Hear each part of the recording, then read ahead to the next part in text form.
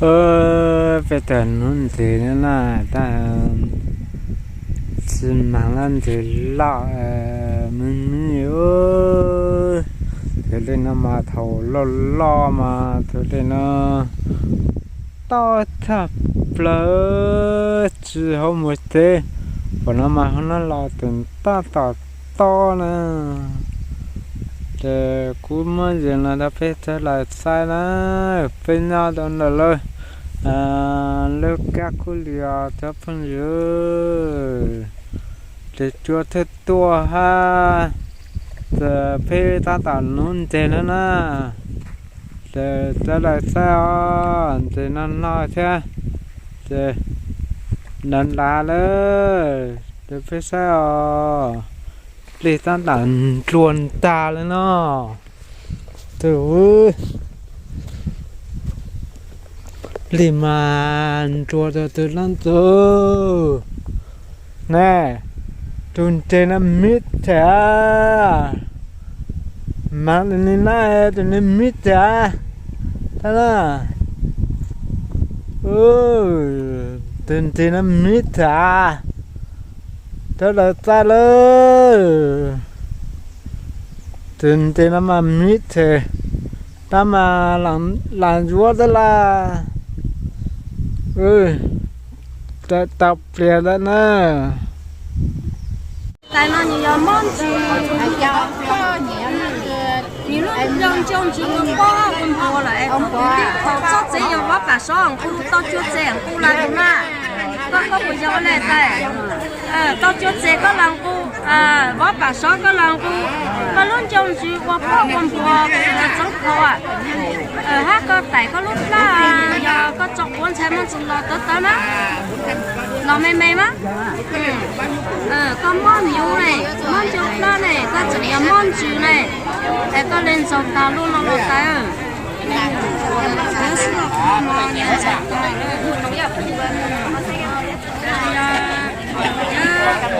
có tụi nó giờ con có chuyện cây chỉ cho nó tay đầu tay đi hoặc chúng nó cái mà nó mê học cho qua nhớ chín cho đây của em hết à có gì chúc anh về anh xem nhá anh mua đi đã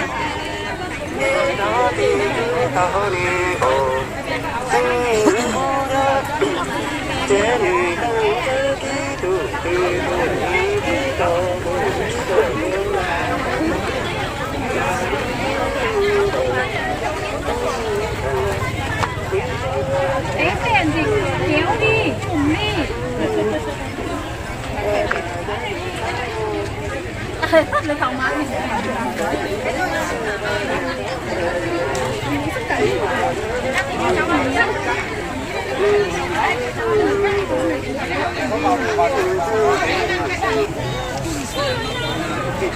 nổ mà này thảo hán này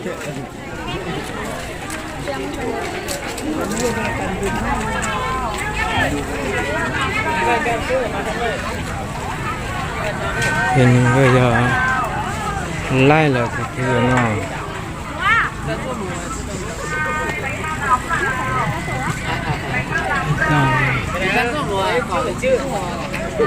bánh bao nóng nào bánh bao nóng đây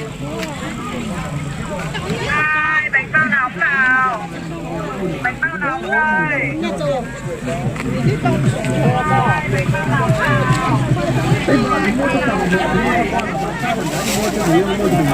Em muốn người mua nào cho các bạn chỉ có 150.000 đồng một chiếc thôi. 150.000 một chiếc áo hết rồi các bạn ơi. Đấy áo khoác nam nó cũng nữa chỉ 150.000 đồng. 150.000 một chiếc rồi. Bây giờ thì đi đâu rồi nghèo anh được chỉ 150.000 đồng thôi. 150.000 đồng một chiếc áo nhá. nhưng lại rất là bé các anh chị phụ huynh và đã đi ngoài những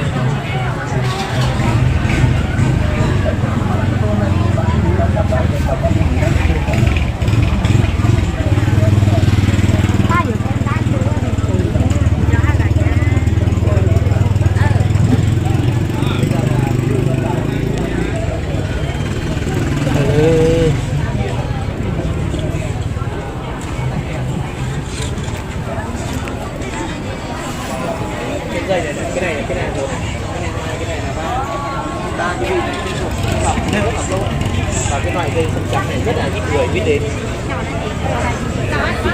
Dây sông trắng chuyên về gân cốt. Ví dụ như trường hợp của bác vừa nãy thì Hải nghĩ là bác dùng cái này là 1, cái này là 2, cái này là 3, cái này là hợp lý nhất. Bởi vì Hải đi quay chợ phiên Hải rút ra kinh nghiệm rất là nhiều. Bác ấy bán rất là nhiều. Thôi nói chung là tùy mỗi người thôi. Ta thích mua gì thì mua.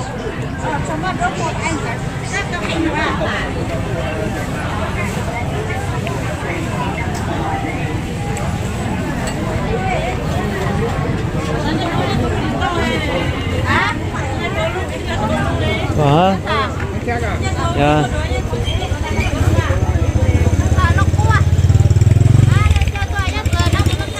Cho phân đề hóa.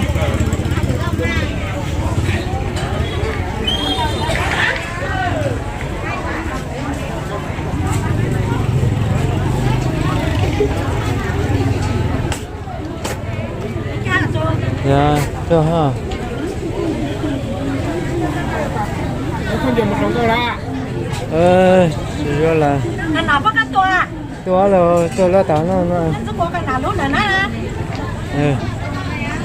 Dạ, bắt tăng hoa ta nó tao nó lò ra. Như tao hoa.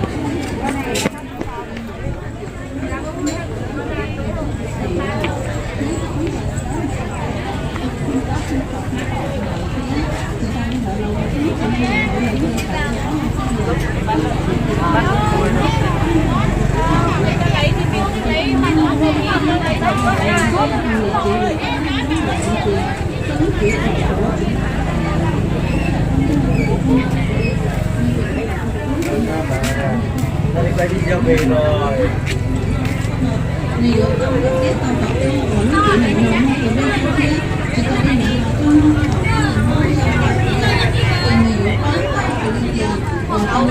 Mày hãy đi tới nó đi. Dung tố nha.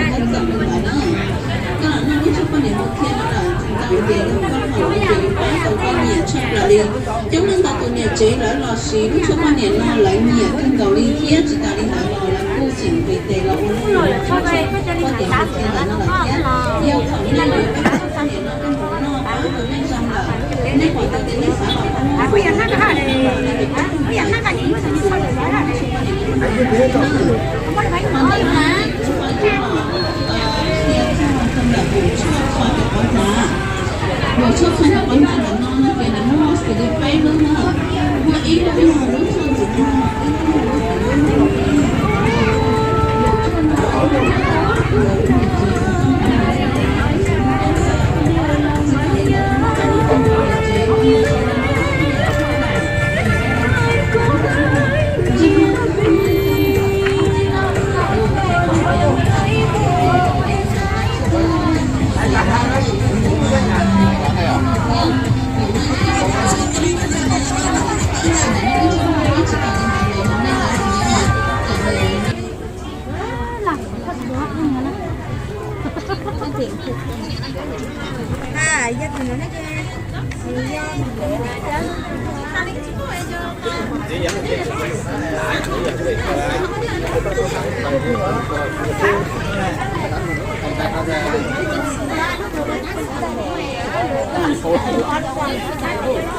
Tập lăng aja nằm mòn đi.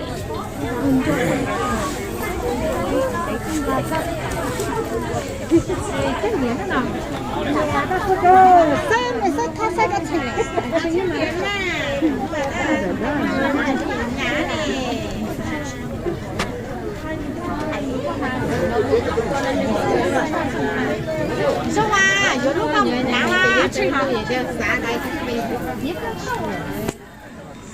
但是这个是一家茶水，那个我该吃了。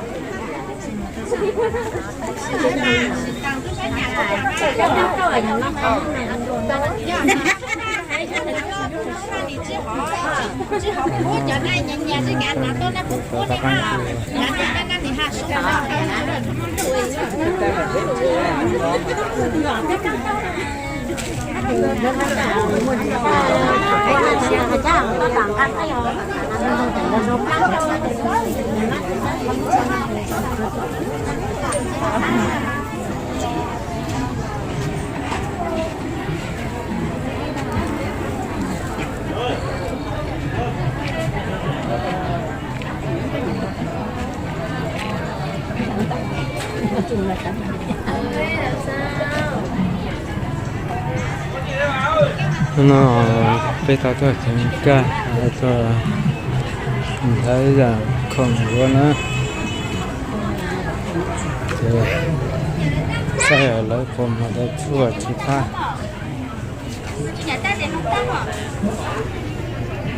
các phòng mua rất chua thì mình mua phải chua lửa thì tôi can đó cả mua là Cái nhà tiền mất tan đúng mà.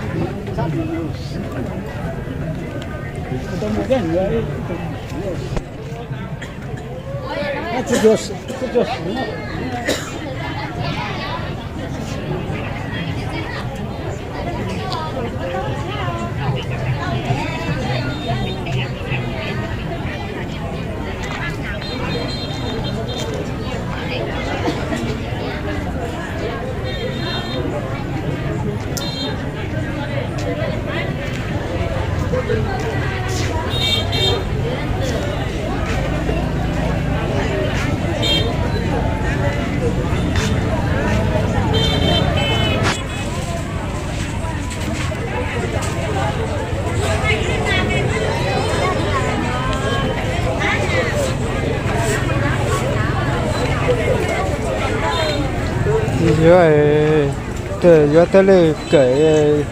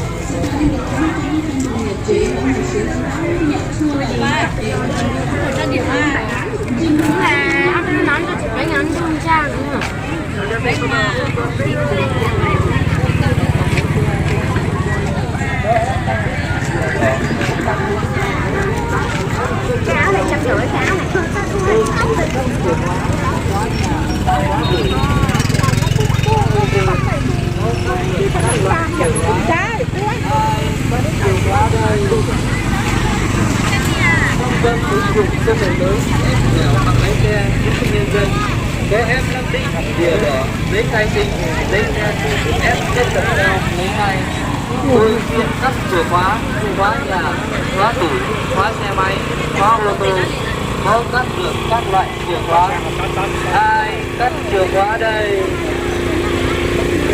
trung tâm ứng dụng công nghệ mới ép dẻo bằng lái xe chứng minh nhân dân có ép lắp tích bìa đỏ giấy khai sinh giấy khen ép chất lượng cao lấy hai tôi chuyên cắt chìa khóa nhà khóa tủ khóa xe máy khóa ô tô có cắt được các loại chìa khóa ai cắt chìa khóa đây trung tâm ứng dụng công nghệ mới ép dẻo bằng lái xe chứng minh nhân dân có ép lắp tích bìa đỏ giấy khai sinh giấy khen ép chất lượng cao lấy ngay tôi chuyên cắt chìa khóa nhà khóa tủ khóa xe máy khóa ô tô có cắt được các loại chìa khóa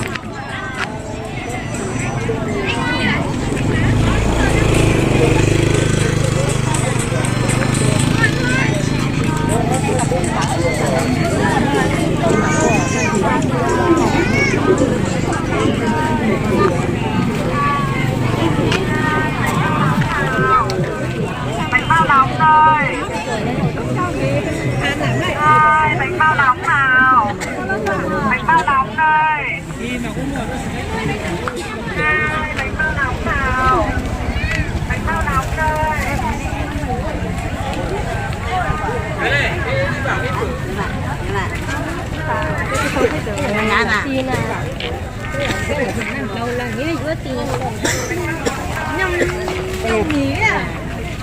đó là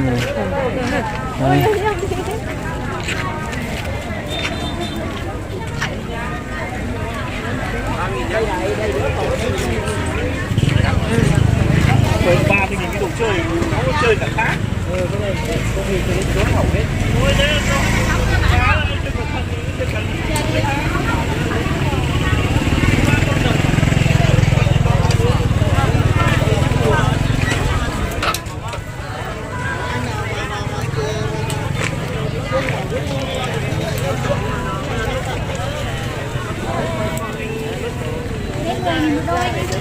Còn đây à?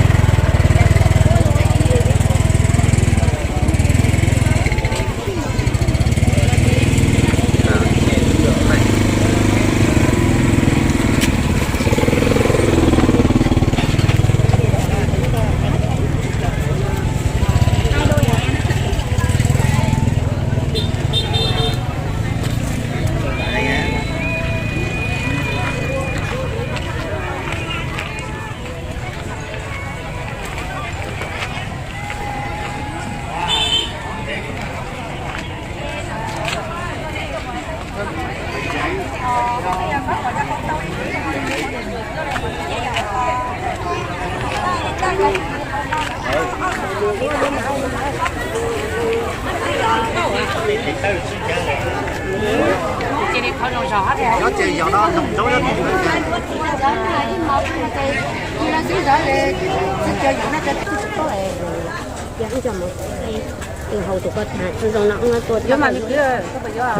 thì do là thì mà xa ha là lấy say mì hàng đất chua nó lấy thế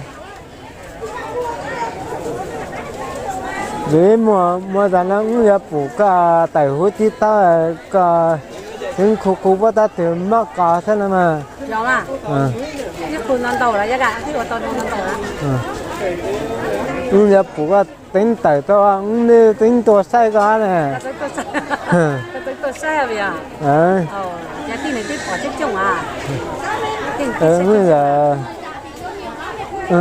là tôi bố thì nên là chỉ bây giờ thì lúc đó lăng nên là mà đó lúc giờ tôi có lấy có đó khô la là cái khô la chú chồng ha mà còn nó là tôi thằng bố thế mà nè tôi dùng mà cái sách tôi tây thua thì nó dùng được bây giờ tôi nói có tiếng cho yêu ta là yêu khai đây cái tây tụi nó đi luôn đi tôi dùng nó rồi cái tàn đó mà tụi nó đi luôn nên nó tự chắc đó dùng luôn thì tôi ở chầu đó thì tôi ở chầu đó đó